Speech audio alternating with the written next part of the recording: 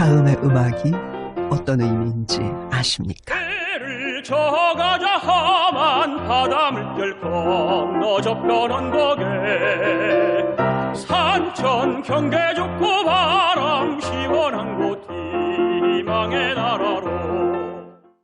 그렇다면 이 음악은 어떤 의미가 담겨 있는지 아십니까? 우리는 한국 독립군 조국을 찾는 용사로다. 강력 건너 백두산 넘어가자. 우리는 한국 광복군 조국을 찾는 용사로다. 강력 건너 백두산 넘어가자. 어느 곡이 우리나라의 광복을 꿈꾸었던 항일 음악이고 어느 곡이 일제를 찬양하는 친일 음악인지 여러분은 정확히 알고 계십니까?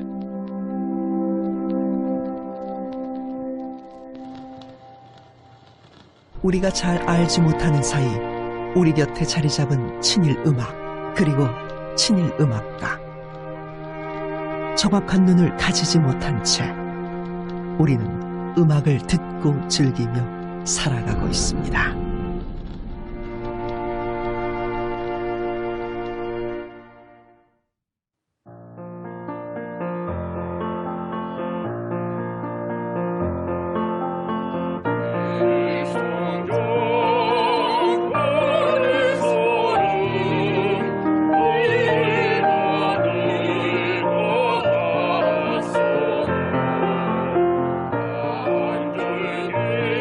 한국인이 가장 좋아하는 가곡으로 뽑혔던 선구자.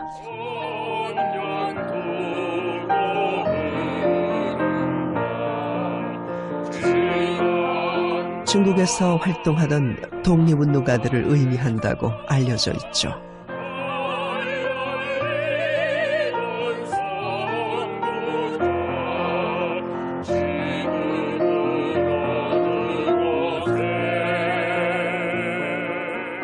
하지만 선구자는 친일 음악 논란이 있습니다.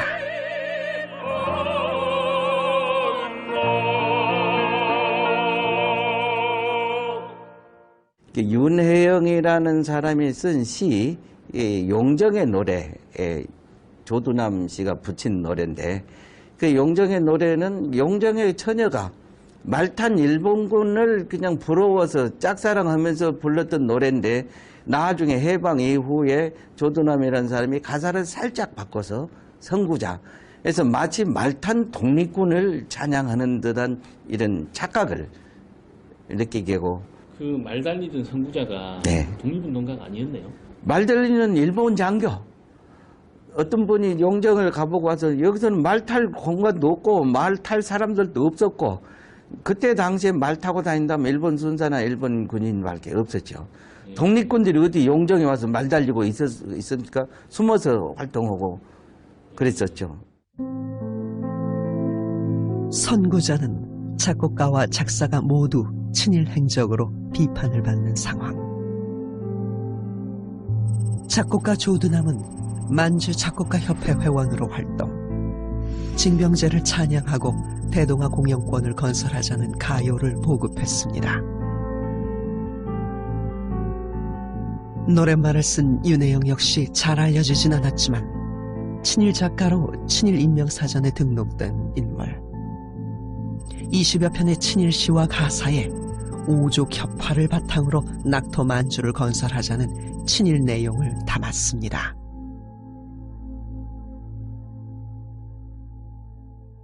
그 오족 협파에서 일했다는 것은 그 사람은 아예 그냥 직업이 친일이었다는 뜻입니다. 그리고 그런 시를 썼습니다. 그런 사람이 쓴 가사로 이 노래를 만들었습니다.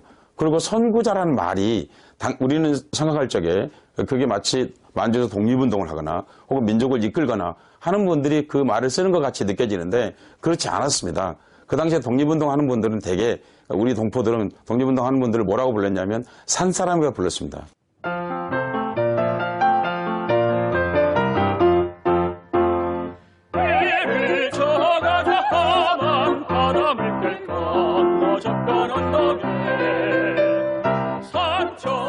대통령 행사에 단골로 등장하는 희망의 나라로. 희망의 나라로 돛을 달아라 부는 바람 맞아 물결 넘어 앞에 나가자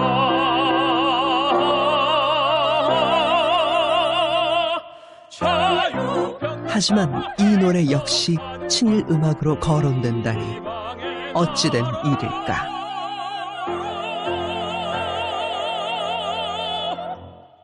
희망의 나라라고 1931년에 작곡이 되는데 1931년은 일본이 만주사변을 일으키고 섬나라 일본이 대륙을 넘보고 대륙 침략을 하는 일반적인 시작이거든요. 이제 그 분위기가 뭐냐면은 우리는 대륙을 가야 된다. 바다 건너 저편 언덕. 그것은 우리 조선의 희망이 아니라 일본의 희망이에요.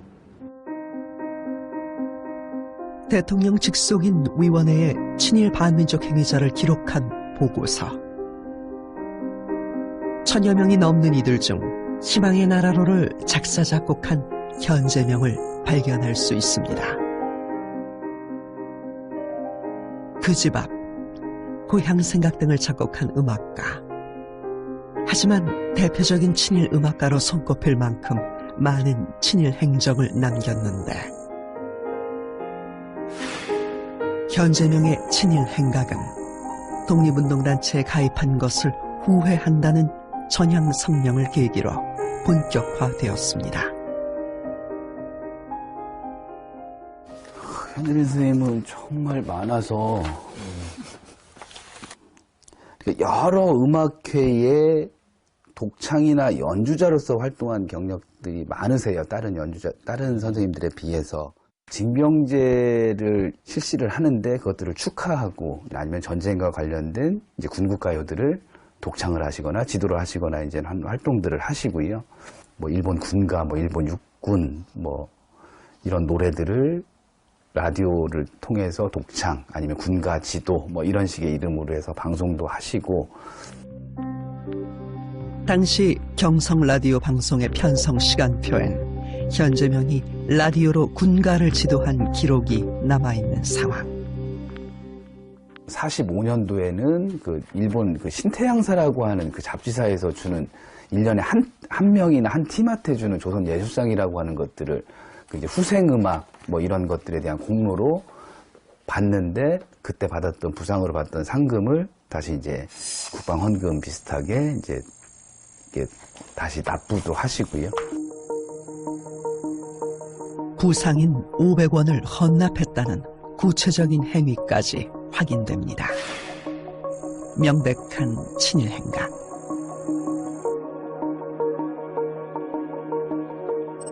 전함건조 연주회의 수익금인 1113원을 해군 무관부에 헌납한 기록까지 있습니다. 음악계에서 할 수 있는 그 친일 행위의 유형들은 현재명 선생님들은 많이 양적으로도 많이 이제 하셨다고 볼 수가 있죠. 해방 이후에도 음악계의 거목으로 자리 잡은 현재명. 1953년엔 서울대 음악대학의 초대 학장이 됩니다. 지금도 음악대학엔 그의 공을 기리는 동상은 있으나 그의 과오인 친일 행적을 알려주는 기록은 찾아볼 수 없습니다. 점점 친일 행적이 희미해져간 현재명. 그의 음악은 각종 행사에 불려질 정도로 우리 곁에 자리 잡습니다. 지자체의 행사뿐만 아니라 국가 주요 기념식에서도 불리는 현실. 이런 실태를 어떻게 바라봐야 할까? 학계라든지 일부 관심 있는 분들 정도에서는 이미 이제 알고 있고 문제가 될 수 있겠다라고 하는 생각들은 충분히 했었는데 그게 이제 일반인들한테까지 보편적으로 알려지는 단계까지는 나아가지는 못했던 것들은 좀 안타까운 부분이라고 생각을 하고요. 비단 현재명뿐만 아닙니다. 우리는 친일음악가가 누구인지, 친일음악이 무엇인지 배울 기회조차 갖지 못했습니다. 특히 음악 분야에서는 친일 인명사전에 올라 있는 41명의 음악가가 있는데 그분들이 대개 다 그 교과서를 만들어 왔었어요. 편수 작업을. 그래서 온통 친일파들의 노래로 아니면 외국곡으로 이렇게 일색이었거든요.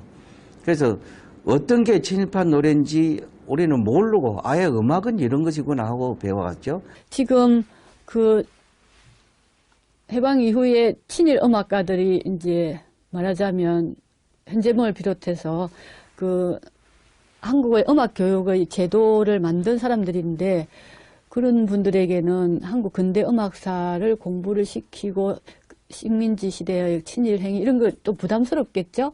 그러니까 서양 음악만 계속 배우는 그런 걸로 했는데 그것이 지금 75년이 지난 이후에도 아직까지 그 영향이 지금도 아주 서울대학에 그런 과목이 없어요.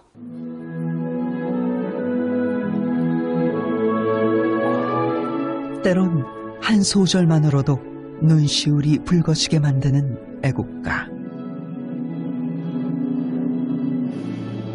나라를 사랑한다는 뜻이 담긴 애국가까지 친일과 연관되어 있다면 여러분은 어떠시겠습니까?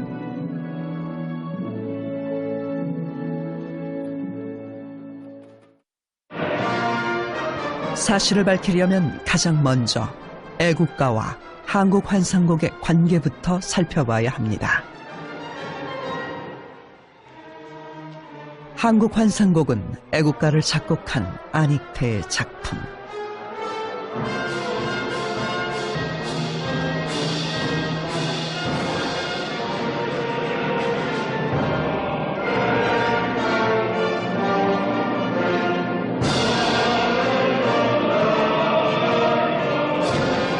특히 합창 부분은 애국가가 중심이 되어 클라이막스를 이루면서 끝이 납니다.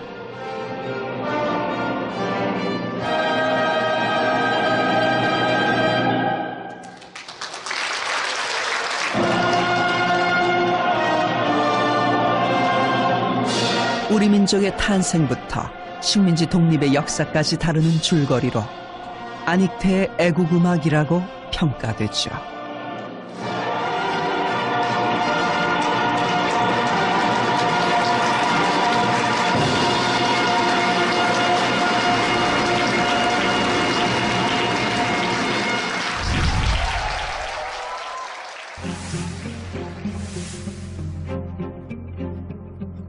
하지만 애국가를 수록한 한국환상곡과 안익태의 친일 행적의 핵심인 만주환상곡의 관계가 논란이 되고 있습니다. 만주국, 일본의 괴뢰국이죠. 만주국 건국 10주년을 기념해서 만주환상곡이라는 곡을 작곡합니다. 해방 후에 그 대부분의 줄기를 놔두고 한 편을 살짝 바꿔가지고 한국환상곡이라고 이렇게 또 조금 바꿔요. 그래가지고 그 중에 들어있는 부분이 이 애국가예요. 근데 우리는 그 만주환상곡이라는 게 일본을 찬양하고 일본의 왕, 저희들 말로 천왕이라고 부르는 그 천왕에게 바치는 노래를, 바쳤던 노래를 우리 애국 국가로서 쓰고 있는 것이 참 부끄러운 일이고, 이제 그것도 사람들이 대부분이 모르고 있습니다. 일제강점기, 일본이 우리나라를 발판 삼아 대륙 침략의 야욕으로 세운 만주곡. 그런데 에키타이 안이라는 이름으로 안익태는 만주국 건국 10주년 기념 행사에서 직접 지휘를 합니다.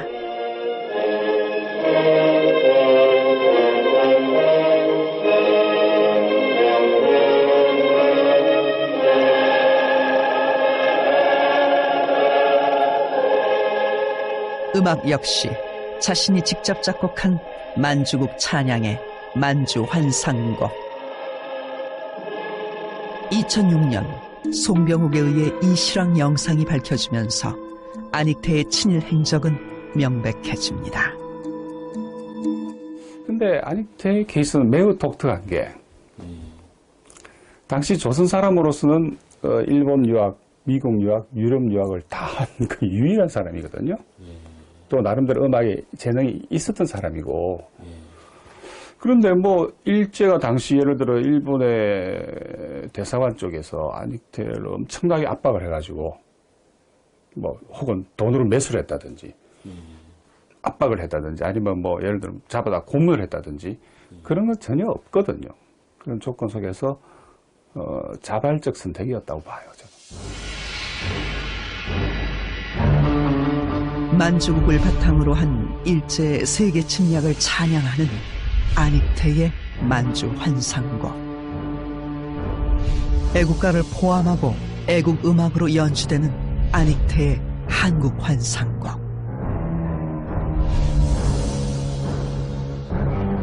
결국 이 두 작품이 유사하다는 주장은 결코 묵고할 수 없는 문제입니다.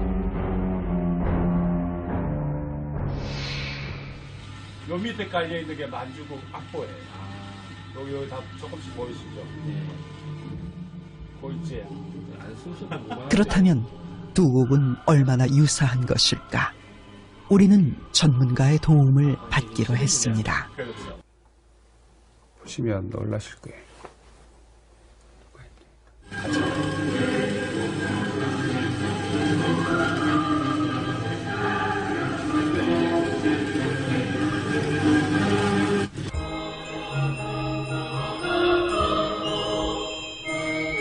화려한 강산, 한반도 이렇게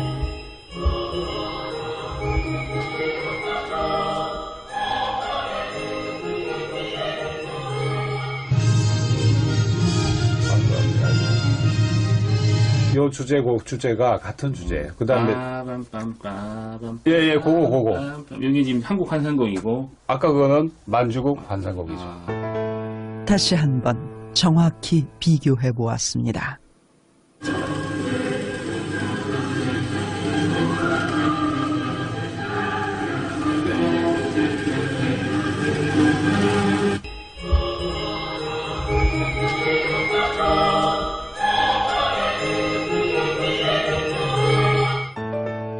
여러분이 듣기엔 어떻습니까? 유사한 부분은 또 있습니다.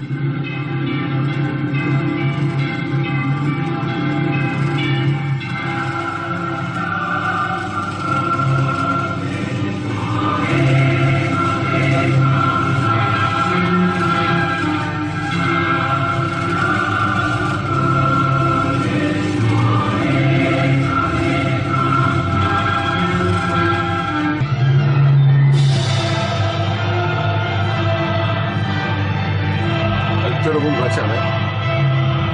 여기 있어?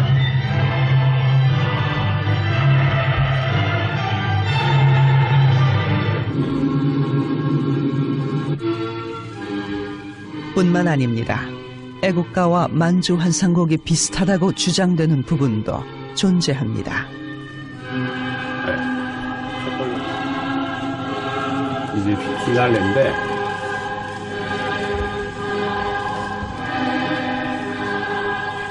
우리나라만 쓰잖아요.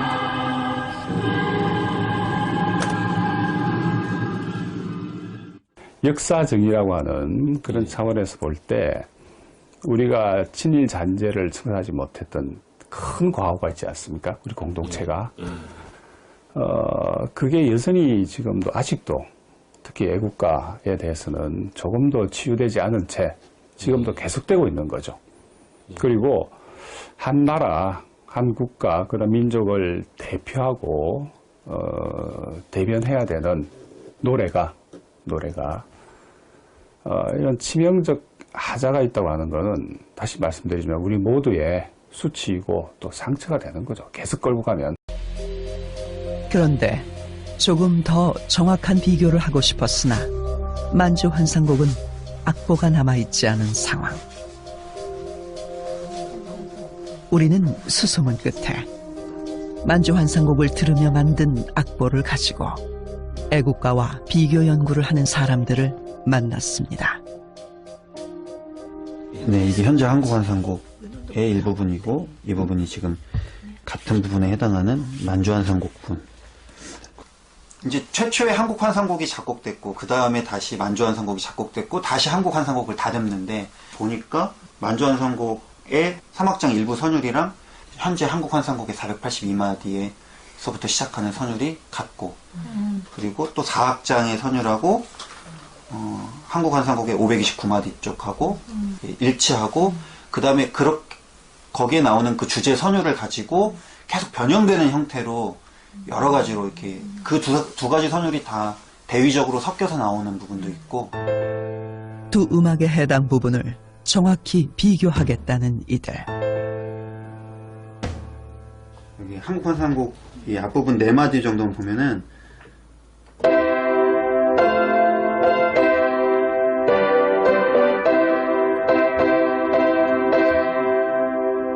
이렇게 529마디부터 한국 환상곡이 가고 있고 만주 환상곡의 같은 부분으로 생각되는 부분은 이렇게 갑니다.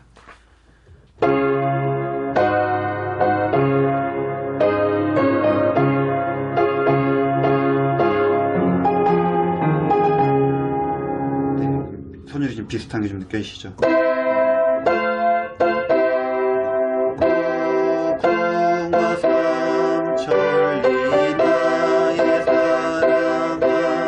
이렇게 가는 부분이고 네, 지금 만주 환상곡에서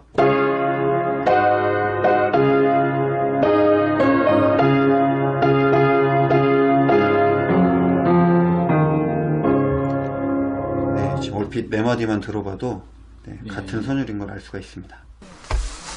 한국 환상곡을 좀 아시는 분들이면 많이 들어보셨을 선율일 텐데 네, 여기 지금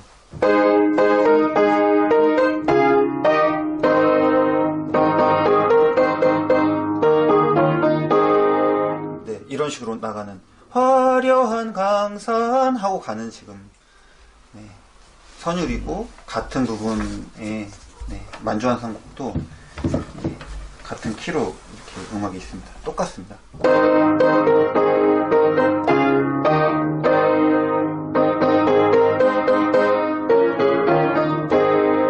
네, 이만큼만 들어봐도 네, 같은 선율인 걸 알 수가 있습니다. 그냥 일반인이 듣기에도 그냥 똑같은 음악입니다. 똑같은 음악이고 실제로 국가이기 때문에 아주 극적인 문제가 있긴 한데 역사적인 의식으로서 이 음악가로서도 만주국에 썼던 것들을 독립한 광복 이후에 한국 환상곡에다가 그때는 의미는 분명한 건데 거기다가 사용했다는 거는 물론 이제 국가가 더 문제가 되겠지만 그거 자체도 이거는 뭐 역사의식이라든지 현실의 의식이라든지 이런 것들은 없는 게 아니라 이건 뭐 아주 저기한 거죠. 네. 그 부분에 있어서 그냥 양심의 가책이 1도 없었을 수 있다고 생각이 들어요. 그냥 정말 자기가 그 시절엔 그랬고, 이 시절엔 그랬고. 근데 적어도 국가로 사용하려면, 그 정도. 적어도 국가로 사용하려면 그 이상의 그 작곡가 개인의 어떤 이 곡을 작곡할 때 어떤 자기의 진심, 그걸 넘어서는 어떤 그 국민 전체의 어떤 동의와 이런 게 있어야 되는. 이때는 사실 결국 애국가를 차용하여 음악을 만들고 또 그 음악을 사용하여 친일 음악을 만든 사실은 명백한 역사의식의 부재. 문제는 이뿐만 아닙니다. 안익태가 작곡했다고 알려진 애국가가 표절이라는 주장도 있습니다. 악보상으로만 봐도 굉장히 비슷해 보이는데. 그쵸. 비슷해 보이고, 근데 어쨌든 적어도 불가리아 사람들은 애국가를 들으면서 뭔가 우리 거랑 비슷하다라는 생각을 한다는 거죠. 어찌됐건 간에.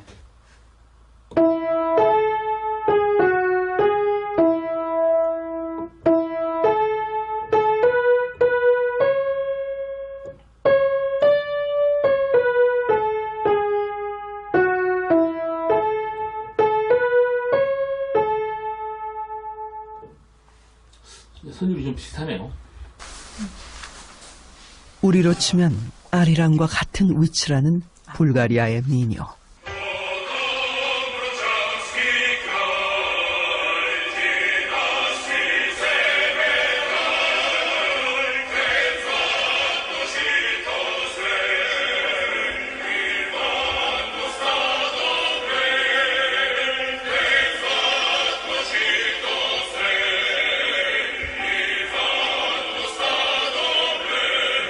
그러니까 의도적으로 표절한 거라고 생각되지는 않아요. 그때 당시에 사람들이 이제 그 서양 음악을 받아들일 때 그런 선율들을, 그러니까 그런 예가 사실은 이 아닉테만 있는 경우가 아니거든요. 애국가기 때문에, 한 나라의 국가기 때문에 우리나라의 국가인데 다른 불가리아 사람이 들으면 이거 우리 민요라고 느끼는 것도 분명히 뭐 표절이 아니더라도 문제가 있다고 봐요. 심지어.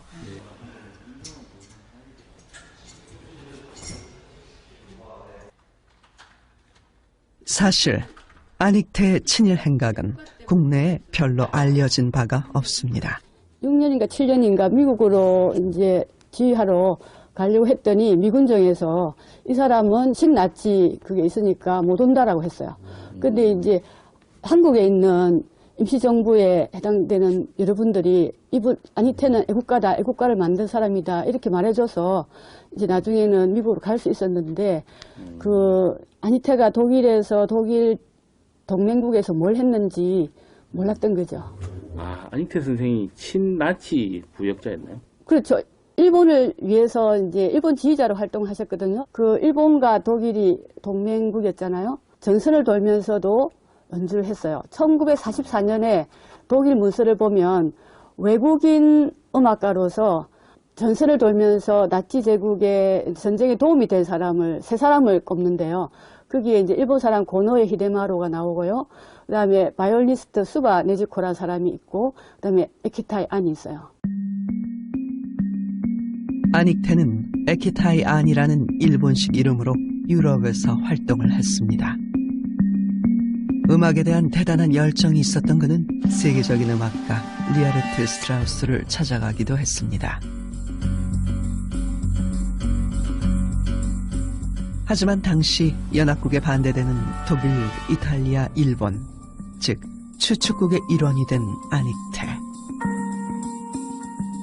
일본을 대표하는 음악가로 활동하며 친일을 넘어 친나치 행위까지 서슴지 않았습니다.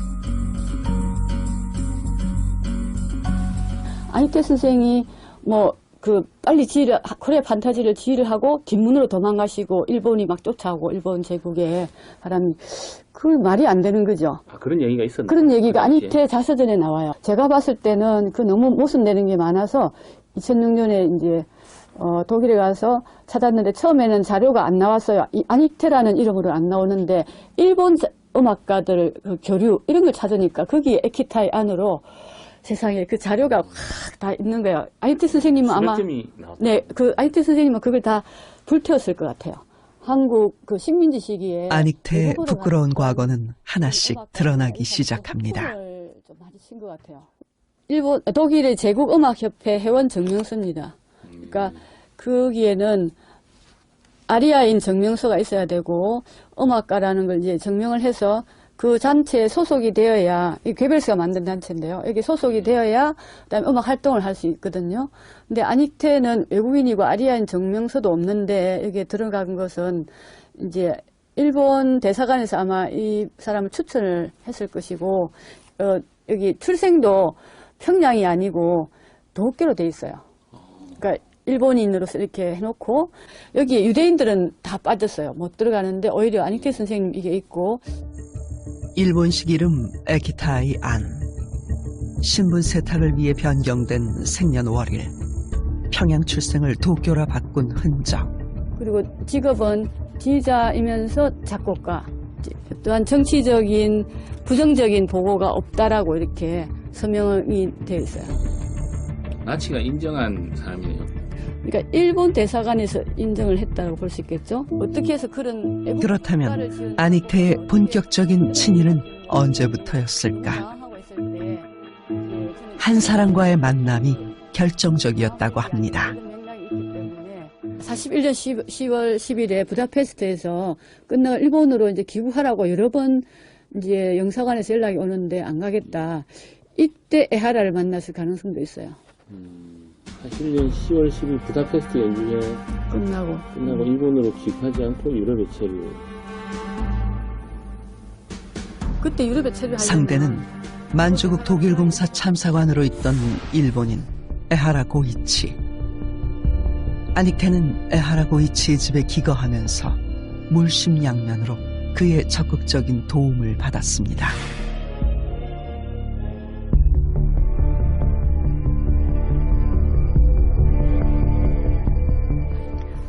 이 사람의 정체가 독일에서의 모든 그 일본으로 가는 정보를 이 사람 손에 거쳐가는 헤드예요, 이 사람이. 그렇죠. 비밀 문서죠. 예, 지금 다 공개됐는데. 에하라 고이치는 유럽의 정보를 일본으로 넘기는 스파이로 밝혀집니다. 결국 아닉테는 일본 측 스파이 집에 기거한 것이죠.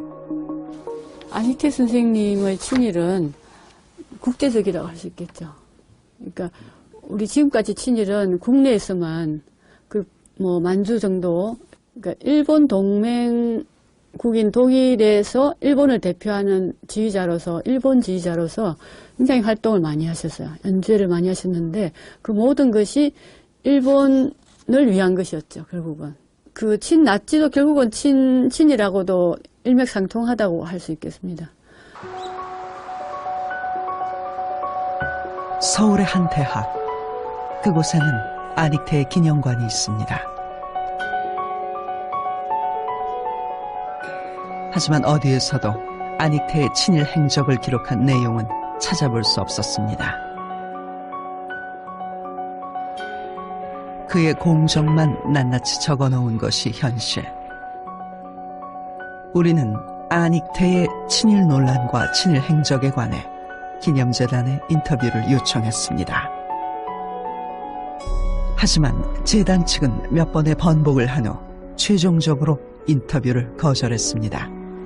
애국가 만드신 분 아닌가요? 한국 환상곡 작곡한 걸로 알고 있고, 만주 환상곡을 만들고 직접 지휘한 행적이 있는 친일 음악인이다. 네. 이런 좀 논란이 있어요. 혹시 알고 계셨어요? 아니요. 처음 들으세요? 네. 그 만주 괴뢰곡 말인가요? 예. 몰랐어요. 네. 믿었던 사람한테 배신당하는 느낌? 만약에 이 사실이 좀 알려지면 이제 다른 사람들도 좀 큰 충격을 받지 않을까. 네. 뭐 적절하지 않아서 다 없애버리자 이런 생각은 아닌데, 그럼 그런 행적들을 똑바로 알리고 기억을 시켜야 될 것 같아요. 이 사람이 뭐를 했고 나쁜 행적을 기록을 하고 이렇게 살면 안 된다, 뭐 이런 얘기를 해야 되지 않을까요? 일본이 음악을 본격적으로 이용한 시기는 1930년대 후반, 특히 중일전쟁 이후부터입니다. 음악이 그들의 일왕을 찬양하고 제국주의 침략전쟁에 조선인을 동원시키는 선전도구로 전락하게 되는 것입니다. 조선의 내로라 하는 음악가들이 음악 보국 전선에 뛰어드는 암울한 시기. 명령과 구호만으로 전 국민을 전선에서 돌격하라고 할 수는 없지만 북과 나팔 소리는 그게 가능하게 만들잖아요. 그렇기 때문에 이게 사람의 어떤 심박과 그 다음에 혈압에 직접 작용하는 어떤 시그널이 음악이라는 신호 아닙니까? 어디는 부른다 환희에 빛나는 숨쉬는 거리다. 우리에게 익숙한 대중음악가들, 그들 역시 친일 음악가 논란에서 자유롭지 못합니다. 한마음 피난산이 소름 돋아 그래도 잊지 못할 판잣집이여 경상도 사투리에 아가씨가 슬피우네 이별의 부산 경로참 반짝이는 별빛 아래 소근소근되는 그날 밤. 해방 이후에도 큰 인기를 누렸던 그들의 음악은 여전히 많은 이들의 애창곡입니다.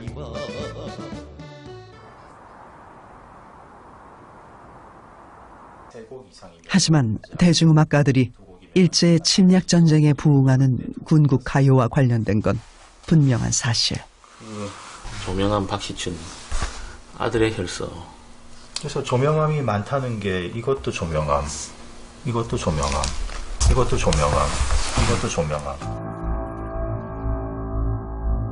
자료 속 공통적으로 거론이 되는 이름 조명암, 박시춘, 남인숙. 42년 이후로에 이제 이분들이 본격적으로 이제 군국 가요를 다 부르셨네요. 42년, 3년, 2년 동안. 이들은 대중성을 바탕으로 선동의 주축이 됩니다.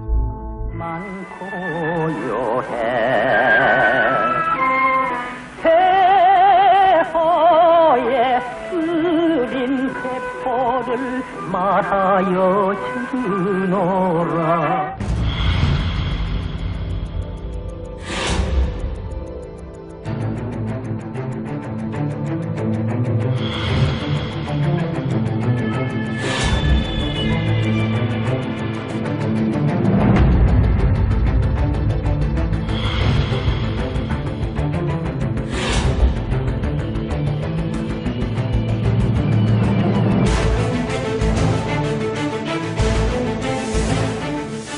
이들이 함께 작사, 작곡, 가수로 참여한 대표적인 군국가요 혈서지원.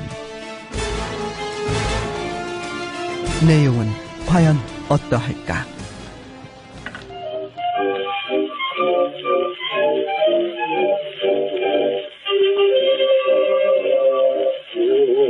수명기계 물어서 붉은 흘려서 일상기 그려놓고 슴슴한데 부르고 한글자 쓰는 사연 두글자 쓰는 사연 나라님의 정정되기 소원입니다. 한국의 기술이 신나더라 한 기술 한나라 지구열에 인내기 시간면 시태를 높인 손과 목숨을 내준 손과 나라님의 정정되기 소원입니다. 혈서지원 이것은 아까 그런 조금 뭐 남인수 이런 사람들이 열심히 부르고 다녔거든요. 앞장서서 우리들이 지금 나이 드신 분들은 누구라고 이름만 들어도 그냥 흥얼거리는 노래가 나올 정도로 유명한 가수들이 히틀러 2차 대전 때 히틀러도 그랬었거든요. 그 프랑스의 문인들, 작가들, 음악인들을 앞장세워서 이렇게 세우니까 우리 애들한테도 그렇잖아요. 연예인들이 나왔다 하면은 많은 애들이 박수를 치고 칼치를 하고 따라가니까 그런 것들은 이제 홍보 수단을 이용했었던 것이죠. 이러한 사실을 잘 인지하지 못했던 우리. 해방 후 노래를 개사하여 군가로도 썼습니다. 수명지게 물어서 붉은 피를 흘려서 외국은 비 그려놓고 전체 만체 부르자 한글자 쓰는 사연 두글자 쓰는 사연 대한민국 국군에게 서원합니다. 나라님은 여기서 일본 왕을 얘기하는 것입니다. 그러니까 일제가 한국에게 요구했던 것은 자발성이었습니다. 가장 의심했던 것도 자발성이었습니다. 한국인은 자발성이 없을 것이다. 그런데 바로 그 자발성을 이끌어내기 위해서 이는 피로 쓴 지원이라는 겁니다. 나는 피로서 자발성으로 일본 왕을 위해서 내 목숨을 바치겠다 하고 하는 일종의 약속인 것입니다. 노래 내용이 그것인 것이죠. 이건 더할 수 없는 친일이죠. 홍난파로 알려진 홍영후는 우리나라 서양 음악의 선구자로 한국 최초 기록을 많이 남겼습니다. 한국 최초의 바이올리니스트, 최초의 바이올린곡 작곡 및 연주, 최초의 관현악단 지휘자 등으로 이름을 날렸죠.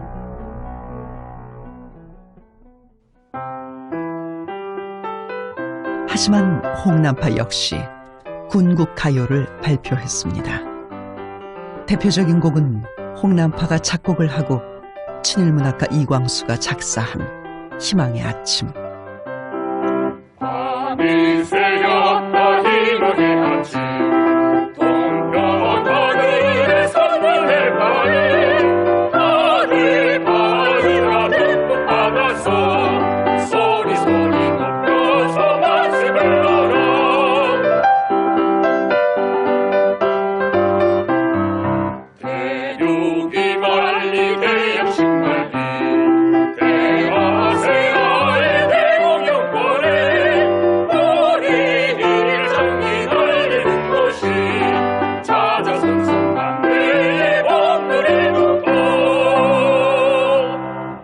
이광수가 쓰고 홍남파가 작곡을 한 희망의 아침은 그냥 친일이라기보다는 일본 왕에게 헌정을 하고 하는 그런 노래라고 말할 수 있습니다.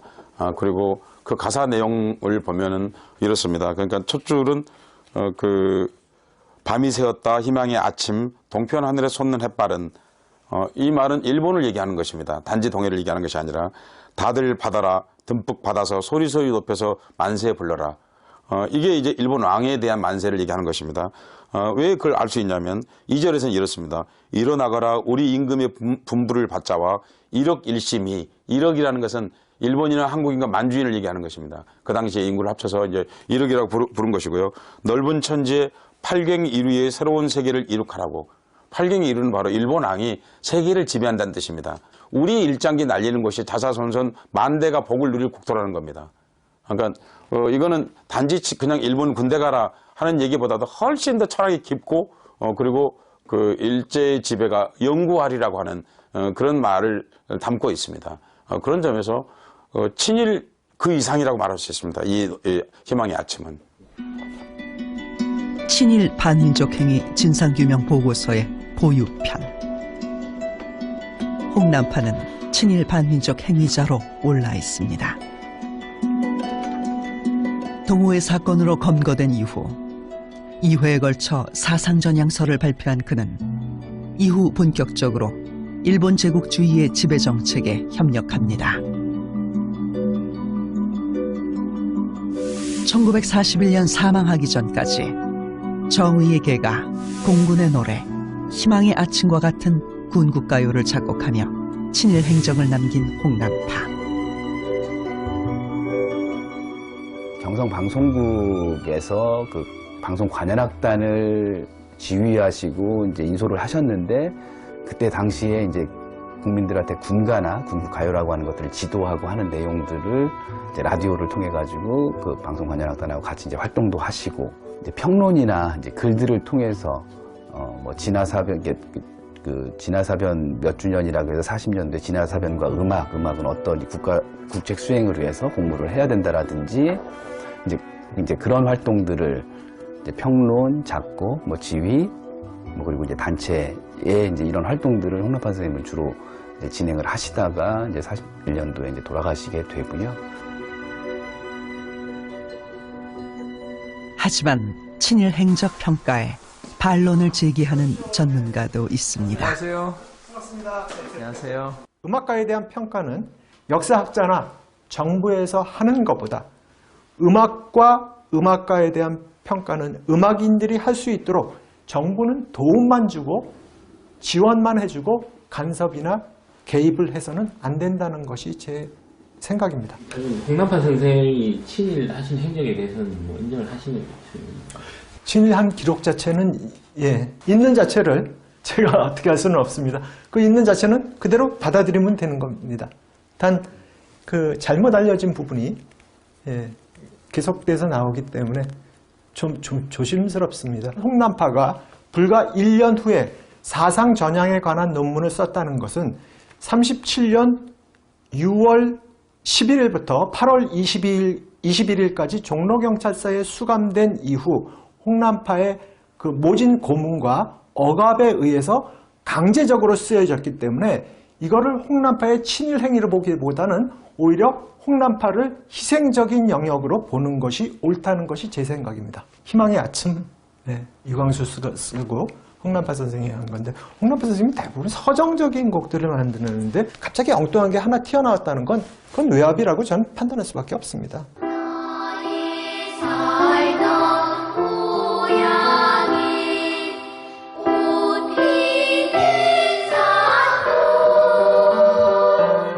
홍남파가 작곡한 동요만 110여 곡.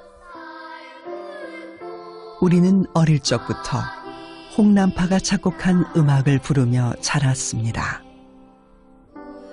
그렇다면 지금 우리에게 필요한 건 그의 공과 과를 명확하게 판단하는 눈 아닐까.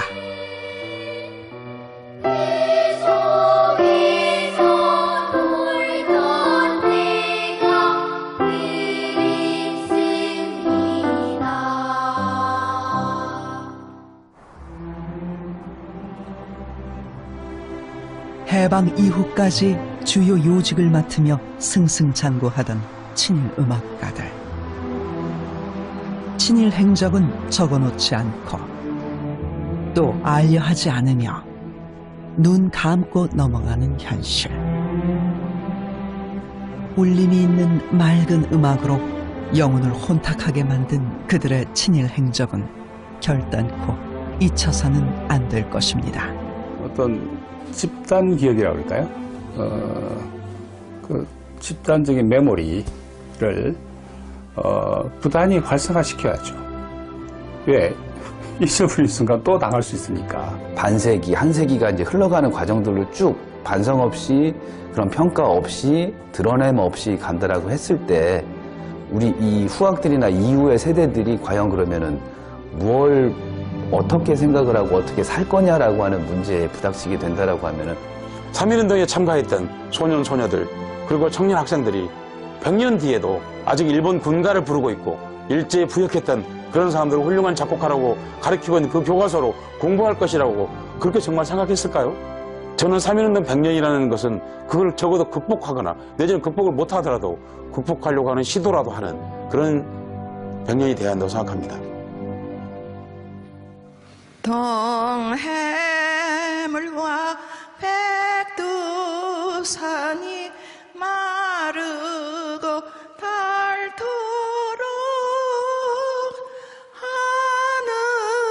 하느님이